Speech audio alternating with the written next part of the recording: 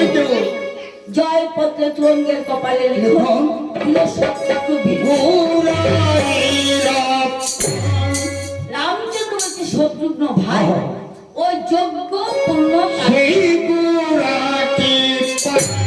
বসিলেন রাম যজ্ঞ স্থানে বিদায় দিলেন ঘোড়া ওই পূর্ব দিকে গেলেন ঘোড়া বহুদূর পর নদ নদী এড়াইল উঠিল পর্বত আবার নানা দিক দিগান্তরে যাই নানা দেশে 6 মাসের পথ যায় প্রায় যজ্ঞ সমর্পণ এখনই যজ্ঞের নিবন্ধ ঘোড়া যাই সেই দক্ষিণে তুরঙ্গ পবন বেগী করিল প্রয়াণ উপস্থিত হইল যে যেই দিন হবে যাহা ওই মুনি সব জানে ওই লব কোষী দুই ভাইকে ডাক দিয়ে আনে সুনহ বিশেষ বিশেষ তপস্যা করিতে যাও তপবর্তী রক্ষা করো তোমরা রাইজুদান তথায় বিলম্ব মম অনেক ভক্ষণ জয় পত্র দেখে দুই ভাই কোপে ধরে সাহস করিয়া বাজে বৃত্তের ঘোড়াবাদী মার কাছে গেল ভাইজুদান মিষ্টান্ন প্রভৃতি দোহার ঘরের ভেদন কৃত্তিবাস অঙ্গিতে কবিতা বিচক্ষণ দয়াল রঘুনাথের কথা কিন্তু ঘরে নত্র রামচন্দ্র হচ্ছে শত্রুঘ্ন আহা ঘোড়া আনো যে এখন এখন অশ্বমেধ পূর্ণাহতি দিব এখন শত্রুঘ্ন কার্য করিল ওই বাল্মীক মুনির আশ্রমে সে উপনীত হলো ঘোড়া লয়ে দুই ভাই হেরে পারে মা দেখিলে শত্রুঘ্নের রঙে রাগল চমৎকার আরে ও কোন বেটা মরিবারে করিয়াছে সার সব অংশে মরিতে বুঝিস শ্রীরামের সঙ্গে ভাব শত্রুঘ্নের কথা শুনে আহা দুই ভাই হাসে হাসে আরে কি নাম ধরো তো? কেউ তাকে কোন দেশে শত্রুঘ্ন বলছে মম জন্মইতে সূর্য বংশে চারি ভাই থাকি মোরা অজিত প্রদেশে আমরা সবাই মিলে থাকি বাগবাগান প্রদেশে এবং ত্রিপুরা প্রদেশে আমরা কোন বলছে বা বাবা চারি ভাই তোমরা এই আমরা তো দুই ভাই দেখুনি তারা রেখে বলাই আসলে যাও তোমরা। আমরা তাই চাই মরিবারে কেন এলে মোদের নিকটে কেমন লইবে ঘোড়া পরিবার সংকটে শত্রুঘ্নের সঙ্গে গালা গালি অনকতকর পশ্চাতে হলো আবার যুদ্ধ যুদ্ধর মন বানের আঘাতে পৃথিবী অনন্ত কারমন নিরক্ষিয়া শত্রুঘ্নের মনে দাগিল সংশয় অন্ধকারে যুজিতে না পারে শত্রুঘ্ন সত্যগুলো যুজিতে না পারে হয় আবার মৃত্যু দর্শন শত্রুঘ্ন পড়িয়া রহে রণের ভিতর মহানন্দে দুই ভাই চলিলেন চললেন বল দুই শিশু লয়ে সীতা রহিলেন হরিষে শত্রুঘ্নের বার্তা নেই যোগ যাই দেশে ওই পাত্র মিত্র আছে রাম কমলানুত হেনকালী দূত গেল দূত বলছে প্রভু ভয় করি প্রভু বলিবারে বিবর স্বর্ণ সমরণেতে করিল শত্রুঘ্ন সেই কথা রঘুনাথ যখনই শুনিল মনে মনে তখন ভাবিতে লাগিল প্রতিব্রতা সীতা দেবী বলছিলাম যখন তখনও তো জেনেছি হবে আমারি মত ভরত লক্ষণ কহিল বচন দুই শিশু ধরিবারে ঘোড়া জগদীজন ভরত লক্ষণ কি কার্য করে হইল রণস্থলে এসে তখন উপনীত হল ঘোড়া বাড়ি পুঁতে গালা কতক্ষণ পশ্চাতে হলো আবার যুদ্ধারম্ভ বানের আঘাতে পৃথিবী অনন্ত কর্ম লক্ষ্যা ভরত লক্ষণের বচন জাগল সংসার অন্ধকারে যুজিতে না পারে ভরত লক্ষণ যুজিতে না পারে হয় আবার আবার মৃত্যু দর্শন ভরত লক্ষণ করিয়া রহে রণের ভিতর মহানন্দে দুই ভাই চলিলেন বল দুই শিশু রয়ে সীতা ভরত লক্ষণের বার্তা নিয়ে ওই পাত্র মিত্র আছে রাম তার দুধ দুধ বলছি প্রভু ভয় করি প্রভু স্বপ্ন সহ রণেতে সেই কথা রঘুনাথ কোথায় আছো প্রাণের ভাই কিভাবে কাঁদিতে লাগবে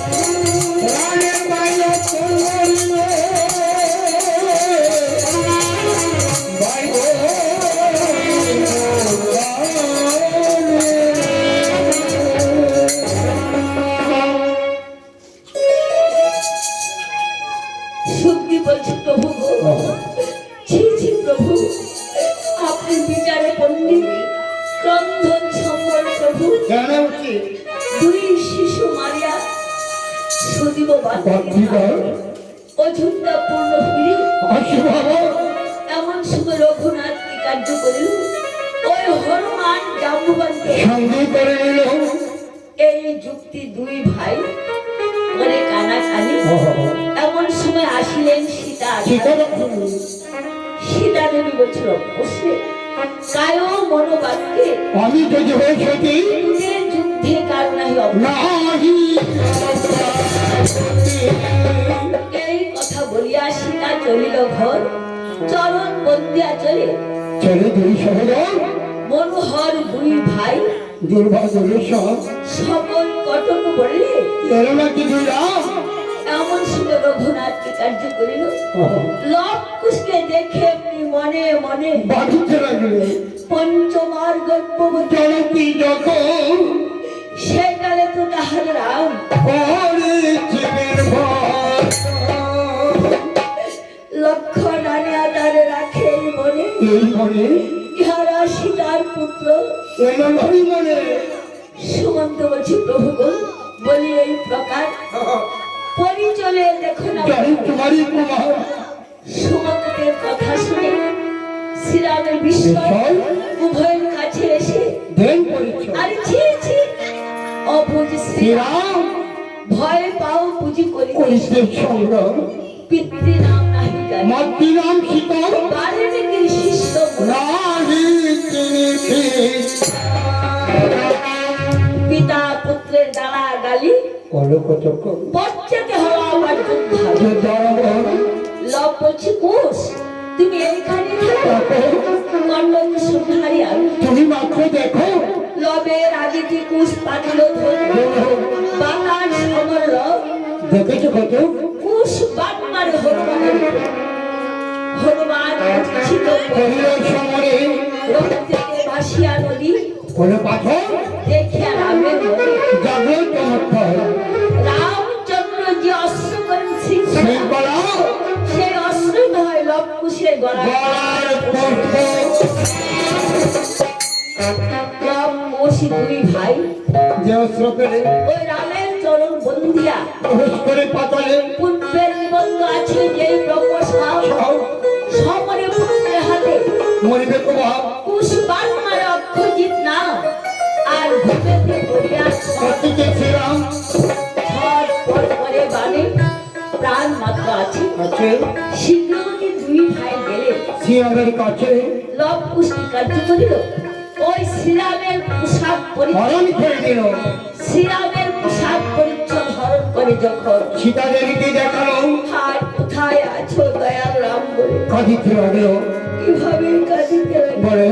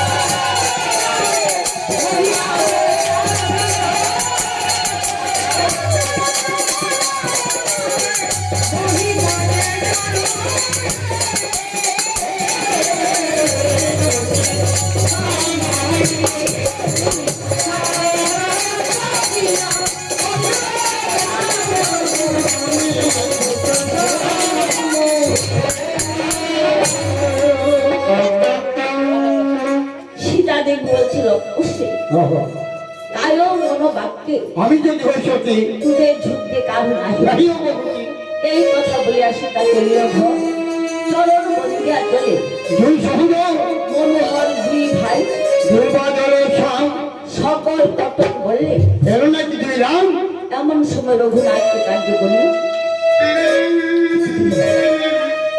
সীতা দেবী বলছে মনি ঠাকুর আমি না দেখে আমার প্রভুর জীবিত জীবিত শ্রীচরণ তবে আপনার আশ্রমে আমি রাম করিব গমন এমন সময় মনি ঠাকুর বলিল বচন ওই তপবনের কুণ্ডে আছে মৃত সঞ্জীবনী জল মনি ধ্যান করিয়া আহিল সকাল মনি বলছে শিষ্যগণ শুনো হে আমার বচন বচন।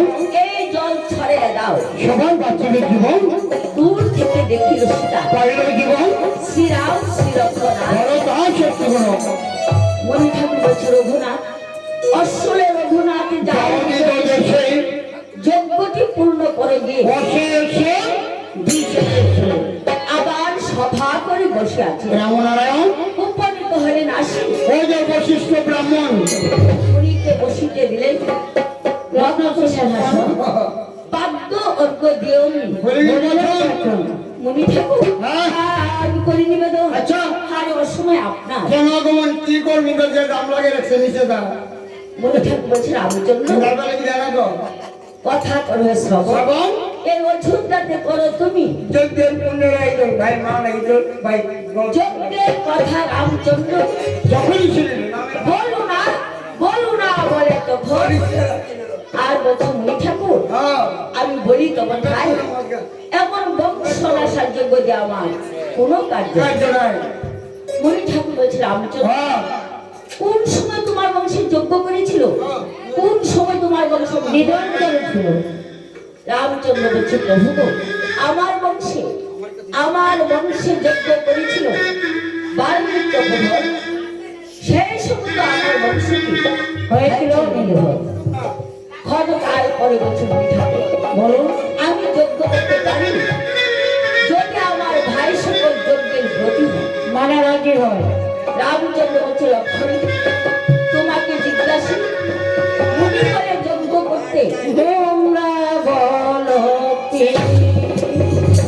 লক্ষণ বলছে প্রভু দয়াময় এই অযোধ্যাতে করবেন যজ্ঞ আমার কাকে করবেন ভয় ভরত শত্রুঘ্ন বলছে ওগো প্রভু দয়াময় এই অযোধ্যাতে করবেন যজ্ঞ আমার কাকে করবেন ভয় রামচন্দ্র বলছে মুনি ঠাকুর আমার ভাই সকল তো যজ্ঞের ব্রতী হয়েছে মানে রাজি হয়েছে এখন বলুন তো দেখি প্রভু যজ্ঞ করতে কি কি দ্রব্য সামগ্রী রাখবে মনি ঠাকুর বলছে রামচন্দ্র তাহা আমার বেদ বিচক্ষণ করতে হবে আচ্ছা তাহা আমার জিব্বার অগ্রতি আছে জিব্বার অগ্রতি রয়েছে ওই সুবর্ণের আসন সুবর্ণের বসন রঘুনাথই বলি তব ঠাই দুগ্ধ খাইতে দিবে দুগ্ধ প্রতি গায় দাস্য কর্ম করতে দিবে রাশি পঞ্চজন এই প্রকারই দিতে হবে ওই যত মনিগণ উচ্চ নিচ্চ পথ তুমি পরিবেশ সুসার বৃদ্ধ যুবক লোক যেমন পারে হাতিবা অন্ধ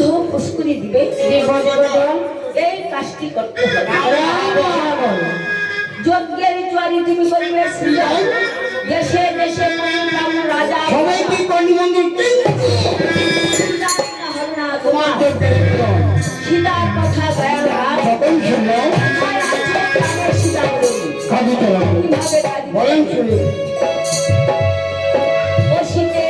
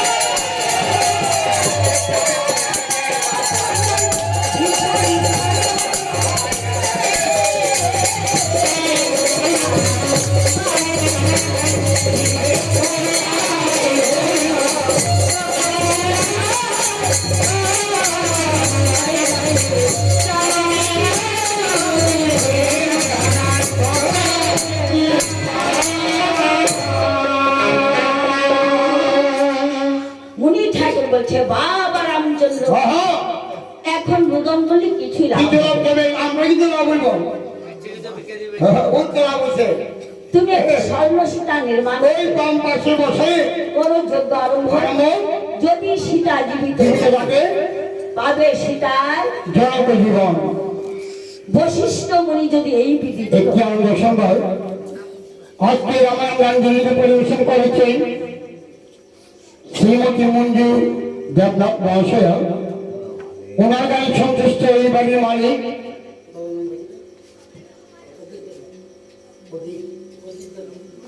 অজিত দেবনাথ মহাশয় ওনাকে বাড়িতে মধ্যে 100 টাকা পুরস্কৃত করেন। তার সঙ্গে আমার আরেক দাদা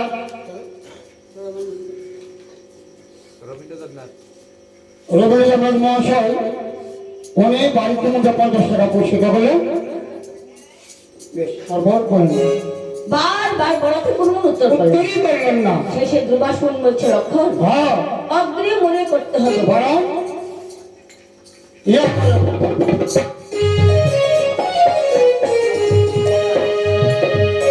মাগো তোমার দয়াতে এলামে ধরাতে বাবা তোমার দয়াতে এলামে ধরাতে তোমাদের আশিসে গাইবা মাগো তুমি স্বর্গ পিতা হলে মহাজন কি বলেছেন? মহাজন বলেছেন মা স্বর্গ পিতা ভগবান। যদি স্বর্গ ভগবান দুজনই আমাদের বাড়ি থাকে তাহলে কেন আমরা বাইরে তীর্থ করতে যাই? এই যে বাইরে তীর্থ করতে যাই লাখ লাখ টাকা খরচ করে, সেখানে আমরা কি পাই? জল, পাথর, পাথর মূর্তি। তারা কিন্তু আমার সঙ্গে কথা বলে না। কে কথা বলে? আমার গর্ভধারী মা। কে কথা বলে? আমার বাবা। সেই জন্য মহাজন বলেছে মা স্বর্গ পিতা ভগবান। মা বাবার সেবা যত্ন করলে কোথাও যেতে হবে না। তীর্থস্থান কিন্তু আমাদের গড়ে যাচ্ছে, আমরা বুঝি না। এই পৃথিবীর বুকে জানেন শ্রেষ্ঠ জন কি? সবার উপরে মা। মার মতো এবং কোথাও পাবেন না। তার সঙ্গে আমরা যারা গুরু আশ্রিত হয়েছি, দেখবেন কেউ রাম ঠাকুর, কেউ অঙ্কুর ঠাকুর, কেউ কোনো গুরু, কেউ সৎসঙ্গ গুরু। কিন্তু আসল গুরু কে? আসল গুরু আমার গর্ভধারী মা। এই মায়ের মতো গুরু ত্রিভুবনে কেহ নেই, এবং মায়ের মতো ভালোবাসা এই ত্রিভুবনে কেউ দিতে পারবে না। মা বাবার যখন বয়স হয়ে যায় তখন তাদের জন্য কামে না, শ্রদ্ধা করলে ভালো করে চলি। কিন্তু এই কথা বুঝি না কার জন্য পৃথিবীতে এসেছি, যার জন্য পৃথিবীতে আসা তাকে আমরা ভুলে যাও। সেই জায়গা দাঁড়িয়ে গানটি বলছি, একটু গানের কথাগুলো শুনবেন, তাহলে বুঝতে পারবেন যে মা বাবা কি। পৃথিবীর বুকে শ্রেষ্ঠ একমাত্র মা বাবা। মাগো তোমার দয়াতে এলামে ধরাতে, মায়ের দয়াতে এলাম ধরাতে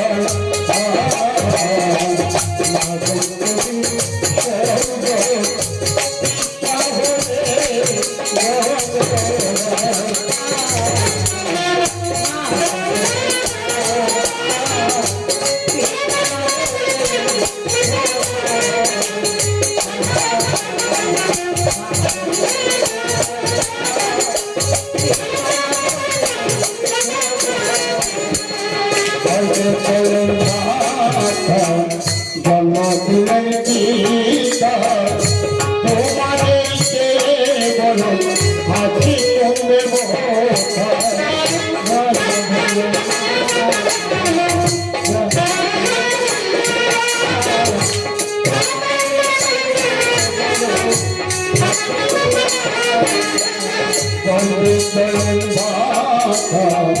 জন্ম দিলেন পিতা তোমাদের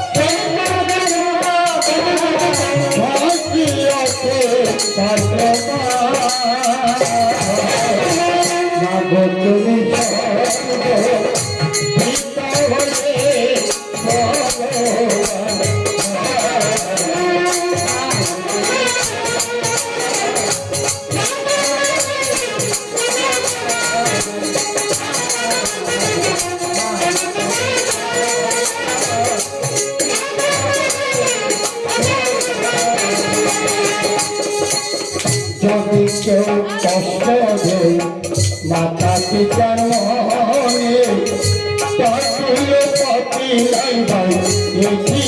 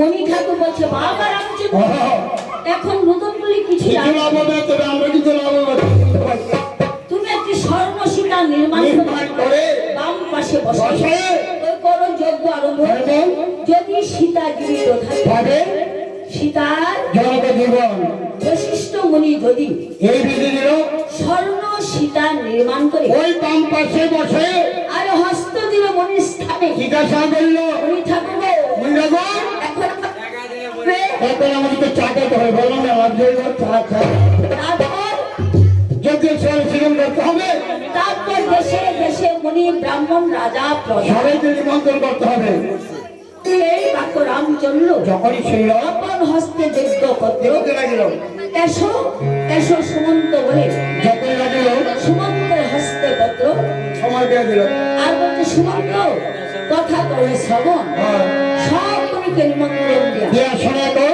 এই বাক্য সুমন্ত যখনই শুনল প্রভুকে প্রণাম করে গমন করিল কি প্রকারে গমন বলেন শুরু মন্ত হে হে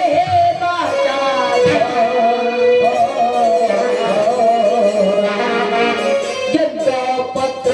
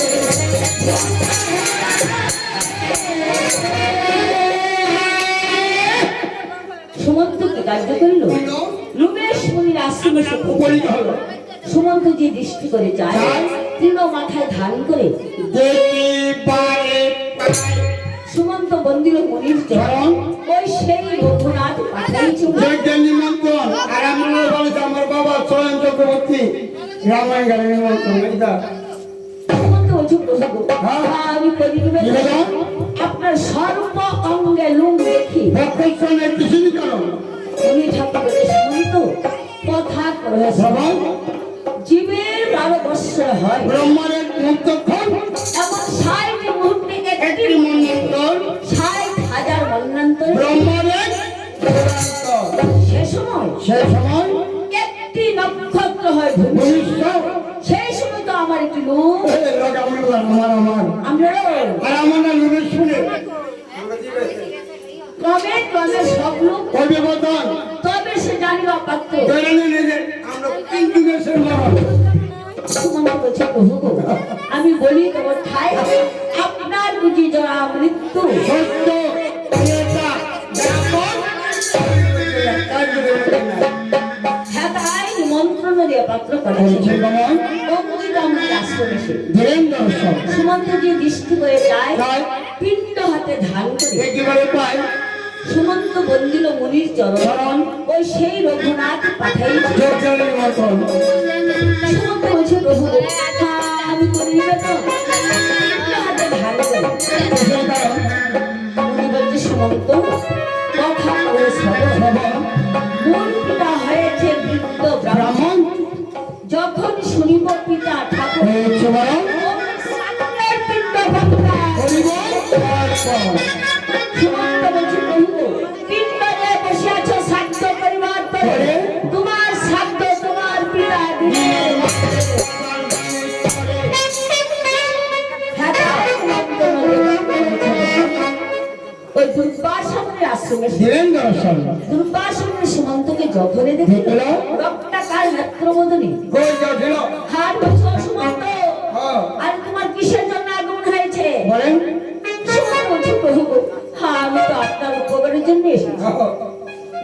বলছে বাবা সুমন্ত তোমার হচ্ছে যজ্ঞের লোক আমি হচ্ছি ব্রাহ্মণ জাতি। উপকার করতে করতে গায়ে বল হচ্ছে বাসবাগান করলে তোমাদের কিসের জন্য অপমান হয়েছে? পত্র দিয়ে প্রণাম করে মুনির ছড়াও।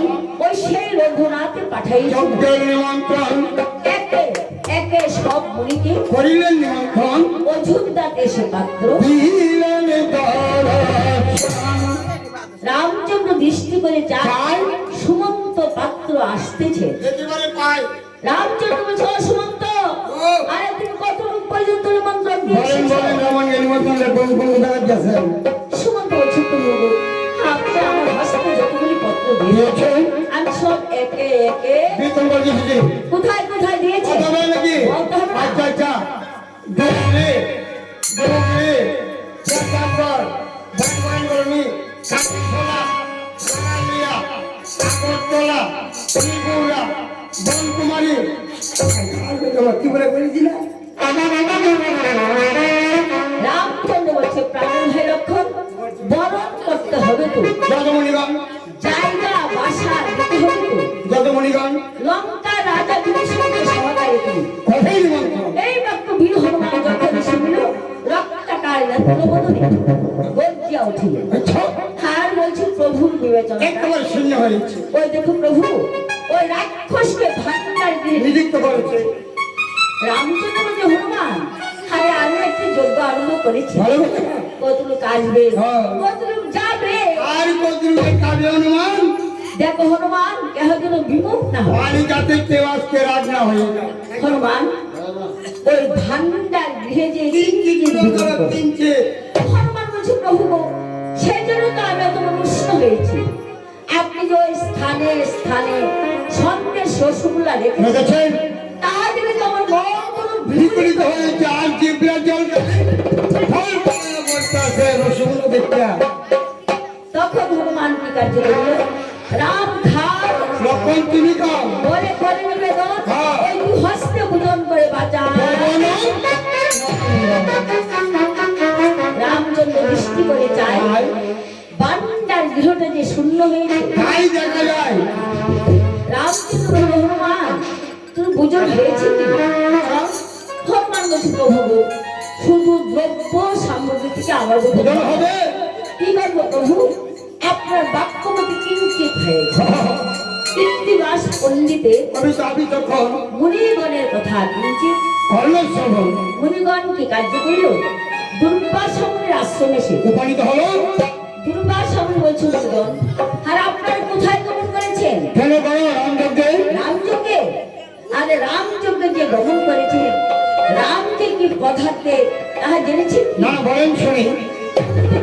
মা, রাম হয়েছে রাজার পুত্র রাজা আর অভিবাসী হ্যালো তোমরা মনে করেছো ওই শেখারি গেলে একেবারে পেট ভরে আসতে পারে আর কিছু নিয়ে আসতে পারবে? আরে না না না ওই রাম কখনো মনুষ্য নয় তিনি হয়েছেন পূর্ণ ব্রহ্ম যে রাম নামে জন্ম ব্রহ্ম হয়েছে বলো, বলো। জীব হয়েছে শ্মশানবাসী।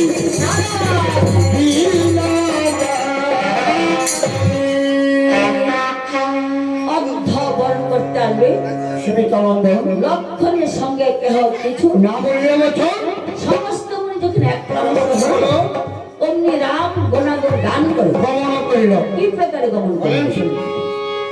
ও যজ্ঞে সবাই দিতে পারছেন না?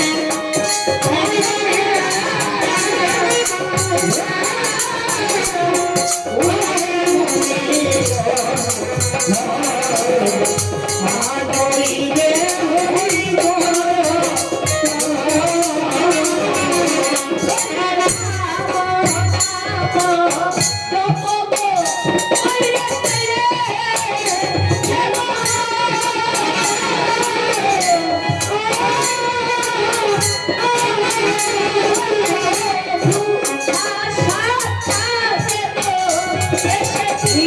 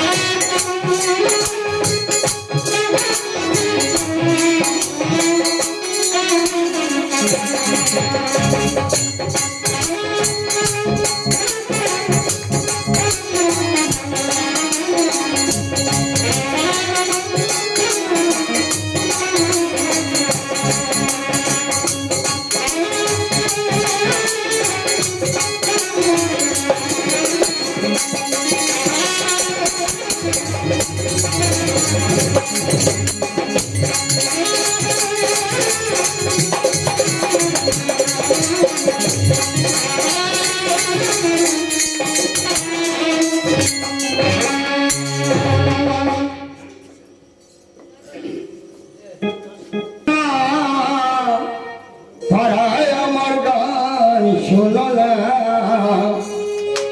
মাকে যারা করা অবহেলা,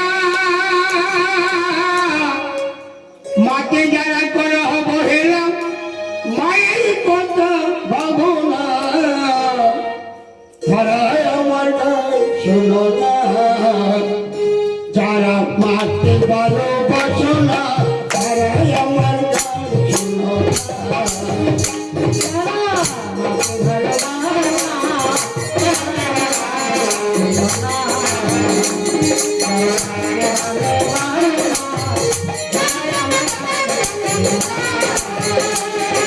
মাকে যারা দাও না খেতে একটু ভালোবাসো না, মাকে যারা দাও না খেতে একটু ভালোবাসো না।